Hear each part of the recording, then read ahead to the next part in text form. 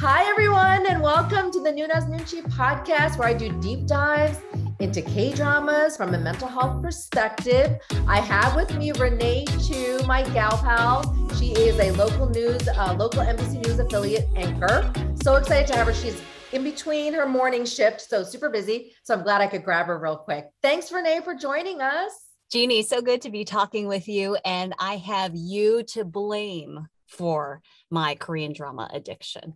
It's all because of you. So she already started the question. Yeah, so I was, yeah, I guess I could be to blame, but let's talk about that. I'm okay with being blamed for it. So then how did you get started? How long has it been now since you first started down the K-drama path? So I remember when I started watching the first K-drama that I've ever watched was Mr. Sunshine. And that was right around the holidays 2020. So like November, early December. I think at that time I was just looking for some escapism. And I just remembered I was talking with you, and maybe you had just finished it, or it came to mind, but you were talking about how you and your husband loved Mr. Sunshine. And so I was like, okay, I'll give it a try. I don't know about, watching Korean dramas. I have no experience with it, but I got pulled in immediately with the storytelling and the music and the plot line and the beautiful actors and the period drama. So that got me hooked for sure. And I think I was just looking for an escapism. I was looking for something to distract me from all events that were going on in the world in the middle of a pandemic. And just with my job, we're just talking about it all the time. Yeah. And so I was being bombarded by it. And I just wanted something to make me feel happy, or just, connect in some other way, and just, living other people's lives. I mean, I was looking for that, and K-drama was the perfect antidote for that. Wow, you just pretty much answered 5 questions in one. No, that's awesome. That just shows your ability as a news anchor. So so Mr. Sunshine, I'm going to go back to that because that is one of my all-time faves. And I do recall, yes, I told you about it. I'm okay being blamed.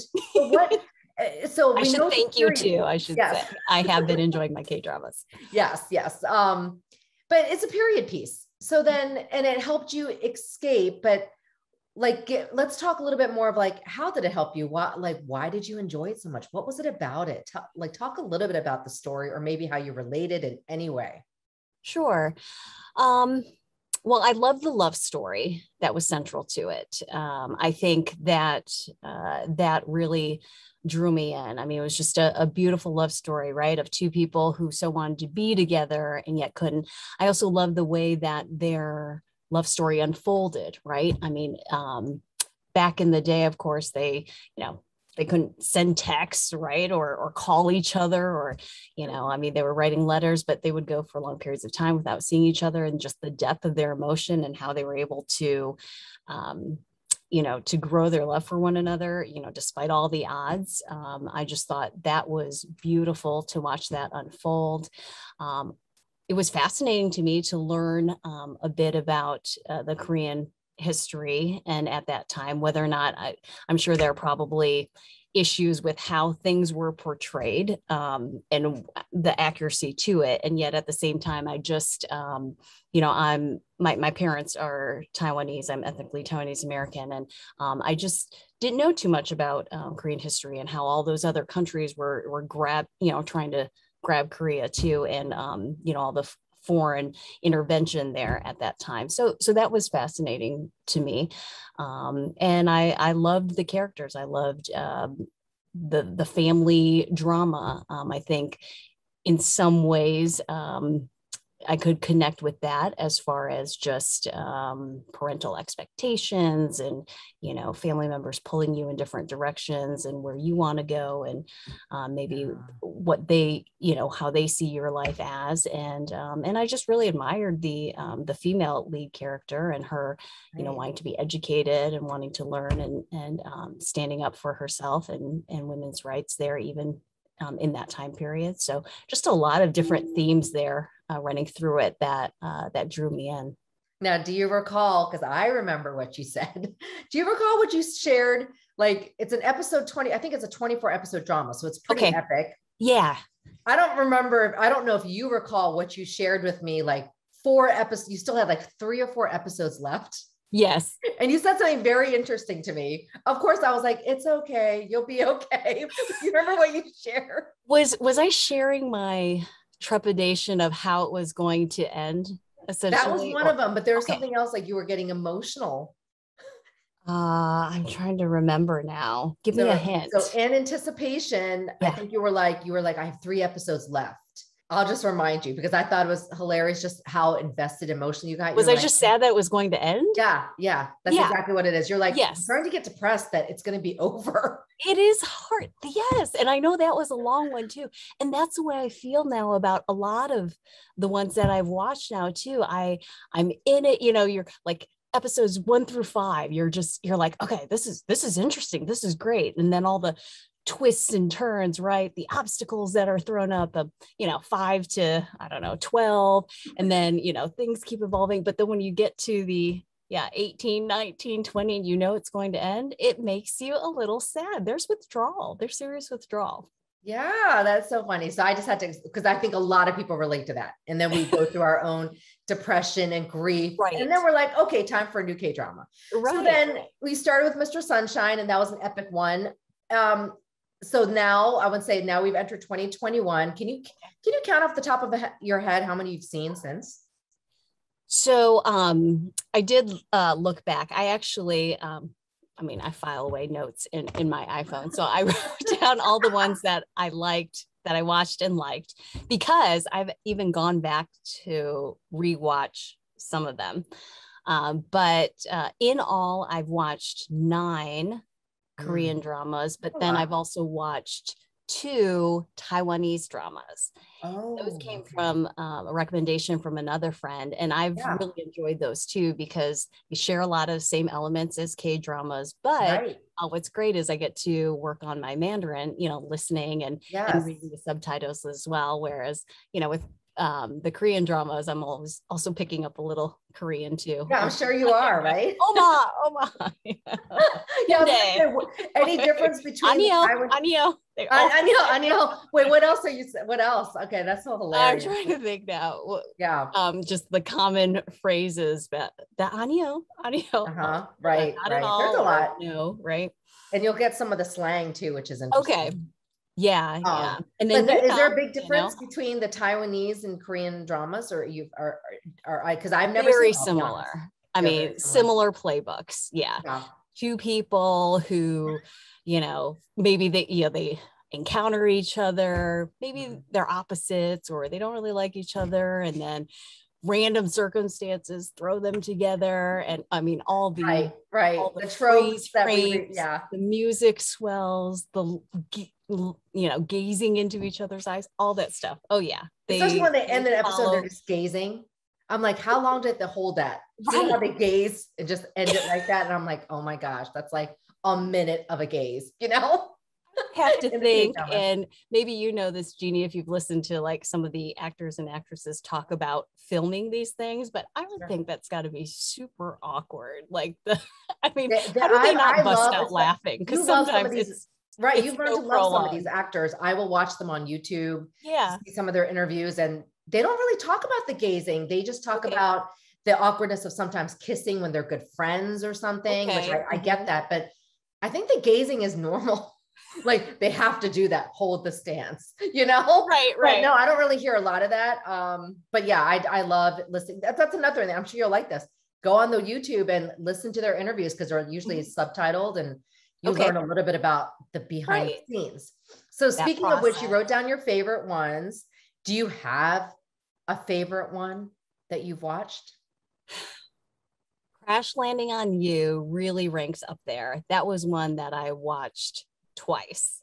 That one was hard to give up. I don't know, that I just love the chemistry between the 2 lead actors, and I know they're a couple in real life, right? But they just shone on screen. It was, I loved everything about it. I thought the life in North Korea was fascinating. I loved all the side characters too. I mean, Yeah. you know, that really made everything. And then just the two lead actors were beautiful and engaging. And Yeah, you're talking about their Hyunbin story. and Sonia Jin, who are like Yes. the, you know, ultimate K-drama people. So yeah. Yes. So all about that was just and it was uplifting, even though, you know, without talking too much about the plot, but I'm sure a lot of Yeah. reviewers I have want to say seen it's a that good one. segue to a lot of K-dramas for a lot of folks Yeah. who started like you in the pandemic. I mean, that's, you're a lot like a lot of people that have started watching for the very reason that you shared. The pandemic, you know, escapism, just to really relax through K-dramas. So then as you're watching them, and you mentioned a couple of them. Yeah. That maybe you not struggled with, but what are some that maybe some of the things you watch and you're like, okay, you know, I don't know if I really like this. Because I know, yes, K-dramas are fun, but are there some things that you're seeing? Because we're talking about Asian culture. Okay. Technically, sometimes we see things portrayed that remind us, you know, you talk about relating to parents. Are there things that you've seen in some K-dramas that you didn't like, or maybe reminded you of things that you struggle with yourself? Well, some things that I've noticed that do start to bother me is the bullying that we see in some K-dramas. So Boys Over Flowers, you recommended that to me because it's a classic. And it took me a while to get into that one. You know, the first 5 episodes, I think, when they were in the high school, and then just the awful harassment and treatment, and you know, this rich elite school, right? And F4 and what they did all the time. I was kind of floored by it. And because you gave me the recommendation, I was like, okay, I'm going to stick with this because there's obviously got to be some redeeming value that I'm seeing in here.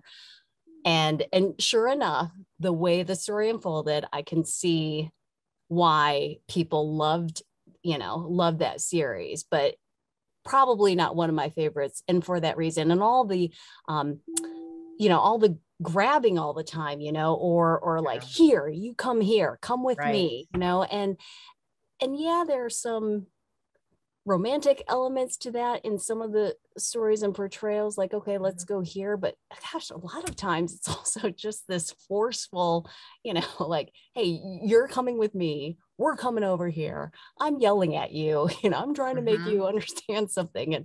And I don't know if that's like an Asian culture thing, right? Or, you know, I'm doing this, you know, from American perspective, I was like, whoa, you know, you let go of her, you know, you shouldn't be handling her like that. Yeah. No, I'm glad you brought that up. I want to say some of these were made earlier on too, and different time periods, but that's exactly what I was going to say. It didn't date well. Obviously, it was a 2009 drama. So, I mean, a lot of people struggled with it. Now that I've rewatched it a lot of times early on, but recently I haven't. But it is a classic. Very, I mean, it can be very paternalistic, right? Like, the male lead is like, I know what's best for you, you know, I'm protecting you, I'm doing this, and and then like, even changing her and kidnapping her, you know, like the kidnapping. Even I was like, that's not cool. That's not cool, right? But then you saw, okay, let's talk about Inheritors, because that's another classic. And then how was that different? So, well, I liked Lee Min-ho a lot better in this one. And then I can see more of his range of, and a lot of that had to do with the character too, I'm sure. But I just was a lot more impressed with this particular thing. Yes, there was still the bullying going on and manhandling, and actually not just the men, but the mean girls too. Wow, there's always, you know, the horrible, mean young lady, you know, out to, you know, get her man, and she'll do anything and eliminate everything that stands in her way too. But I just felt that one was handled. I just feel like the characters were more nuanced. You know, their backstories, I think, made more sense as to why they were acting that way. And then it all just flowed better. It somehow came to me. And it was a little more made uplifting. 4 years later. Yeah, 2000. So that exactly. probably had I something to do also with it. liked how they started in America was kind of humorous to me. Yeah. Their portrayal of Americans and hearing Right. some of And them speak speaking some English, English, right? if you remember, he's even though spoke some English, which was funny. Yes. Yeah. Yeah. Cool. So Okay, awesome. So no, it's hilarious watching you. So I'm going to say a little bit about your job. You're the morning news anchor, so you have very early hours. And we laugh as K-drama fans how we're sleep deprived a little bit more. So then how are you balancing watching 20 episode dramas with a busy job? How is that working out? Obviously, you're doing it for your self-care, but sure. how are you fitting that in? I'm just curious. Well, I try to get a little bit of viewing in before I pick my daughter up from school. So there's just like, Right. A couple of hours, 1 or 2 hours in between there that maybe I can get one episode in. And then I always like to unwind, like after I tuck her in bed and I'm trying to get to bed, I will watch it on my laptop. But then see, that's dangerous because I always think, okay, I have time for maybe one episode or I'll watch half an episode, right? And then sure enough, nope. As soon as you get to that end of that episode and the music and the cliffhanger and I gotta know what happened. So then all of a sudden I'm clicking on the next episode. And then sure enough, I don't know how minutes go by and I stay up way past my bedtime.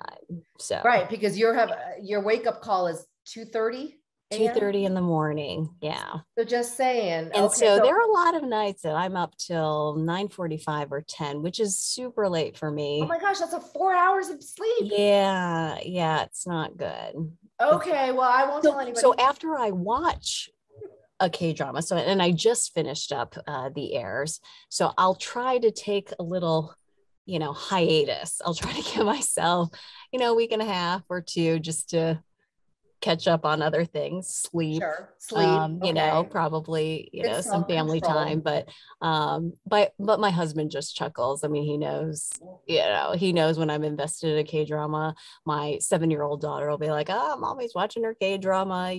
They see when I'm kind of sad that, a K-drama's over, they're like, okay, mommy's a little depressed now.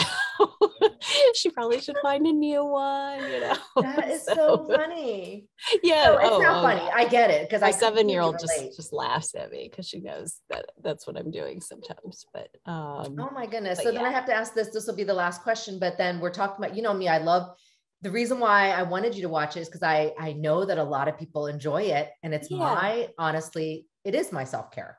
So then when you go through these motions of, yeah, you're sad, it's over, which I completely relate to, even though I'm laughing. But then you've even mentioned your husband watching and you're like cracking up. I mean, so what has it done for your well-being? Let's talk about that. It really does bring me joy. And you put it best. It is like self-care. And I never really thought of it that way. I thought of it more, at times I would think of it as an indulgence, which is not the right word, but I think because I invest a lot of time in a 24 episode drama, right? That is a lot of hours spent, towards something. But if it's bringing me something that I enjoy, if it makes me happy, then it's absolutely worth it. And so that's the way I view it, even though I need to kind of take it in smaller chunks at times, just because, trying to balance with the rest of my life. But I'm happy that, I'm putting it in that investment because it's giving me so many returns, right? It boosts my mood. And even in the moments of sadness and the drama and the obstacles and the challenges that the characters face, I still find joy in that, whether it's just because you get to escape into their story, whether you see, threads of that in your own life. But it's just a beautiful thing. It's just watching that humanity. It's just watching that connection and relationships and viewing it through another lens. I think it's good for the soul. It's good to see that and watch that play out. And I feel like it's an investment in me. And I thank you, Jeannie, for introducing me to this. My only thing is just to make sure I still keep that balance somehow. Right. Right. Oh my gosh. Thank you for saying thank you. But no, I'm glad you enjoy it. And I think a lot of people would. And I always talk about it still going, hey, and you know me, I'm talking from a mental health perspective. Sure. And I love that you said people would see it as an indulgence, right? People talk about, oh, guilty pleasures, binging. I will sometimes rephrase it going, I'm not gonna say that anymore because this is my self-care and actually boosts my mood. And then I feel better doing my job. So that is not to me a guilty pleasure. Well, and I think there may be some people who think, okay, there are better ways I could spend my time than in front of a screen, but it's not so much, you know, that you're spending time in front of the screen. I mean, it's also what you're watching, right? And the feelings that it elicits in you. So, you know, I think the whole emotional roller coaster and, you know, the characters and whether it's just the storyline, whether it's a period drama or current day. I mean, I think there's so many takeaways that you can get from that. But my husband chuckles when he looks at me viewing the K-drama because I'll alternately be, you know, I'll be laughing out loud, then I'm suddenly crying, or then I'm just like staring, or, you know, I'm tensed up. I mean, you know, you videotape you secretly. You feel all of it with the characters, and that's how good the storytelling is. Thank you so much. And I love everything you shared. And I'm just going to repeat that. Yes, this is an investment in me. That really gripped me. Yeah. So yes, I'll hold you accountable. Just make sure you get your sleep. We want you to do your job well as an anchor. Sure. I won't tell anybody, but you look great on camera. So at least we don't know that you only got like 4 hours. Sweet.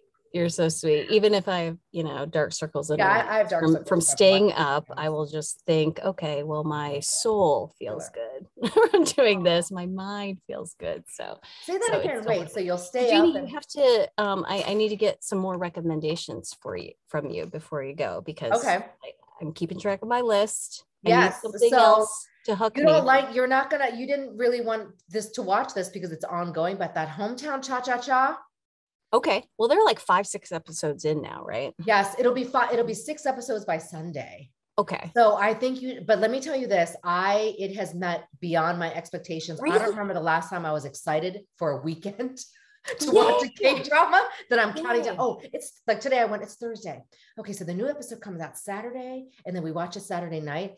It's everything you hoped for. As in you like the romance. It's also cinematography. It's gorgeous because it's by a seaside village. So it just looks beautiful on camera. Sure. And then the side characters, because I always love side characters that are involved. Yes. So it's a village. So it's a community of people and then the 2 central people. And if I look deeper, both of them have like these story developments behind that we're still trying to delve into. Maybe there's definitely grief, which I won't talk about, but then there's some trauma there. And then you're getting to know, you're like, what's going on? You know, right? You know, you're like, what's the story behind why he said this? That's where I am right now. So I highly recommend the male lead in that is someone who we love from Startup. Exactly. I became a big fan of him in Startup. That was the only reason why Startup isn't one of my favorites is only because how it ended, and it didn't end it the way I wanted it I was depressed. I was thinking I need to go to therapy for Startup's ending. I need therapy. Yes. But he is adorable. He is adorable. And he's even more adorable in this one, but this one is really a boost to the mood, as in it cheers me up. Right. So there are humorous moments and yes. And so that one I recommend. And then maybe because you're like an Lee Min-ho fan, just watch The King, because that's still well done. It wasn't my favorite of his because I was confused, but it's a fantasy drama. Right. So, very famous people. But I'm so impressed with him. I mean, he was very good in Boys Over Flowers. I just hated his character. Yes. I mean, I couldn't really get past that. Like, what a horrible, egotistical, narcissistic person that was. Even though a lot of people have a problem with that, right? I get it. But Inheritors, he was amazing. Yes, a little different in Inheritors, and then his whole storyline with family, right? There's a lot there. But I would recommend The King. But then The King, and then obviously Hometown Cha-Cha-Cha for sure. So you could probably get started after this weekend. You need a hiatus, right? So take a break. I need a quick hiatus. But then you'll be caught up with Hometown. I guess you'll be able to binge it. Yes. Thank you, Renee, for joining us. Thanks for joining Noona's Noonchi, and thank you for thanking me for introducing you to K-drama. Can't wait to talk to you more. All right. Thank you. Bye. Okay, bye. You can listen in on platforms such as Spotify, Pandora, Google, and Apple, but also watch the podcast on our Noona's Noonchi YouTube channel every Monday, where it launches at 6 p.m. Eastern.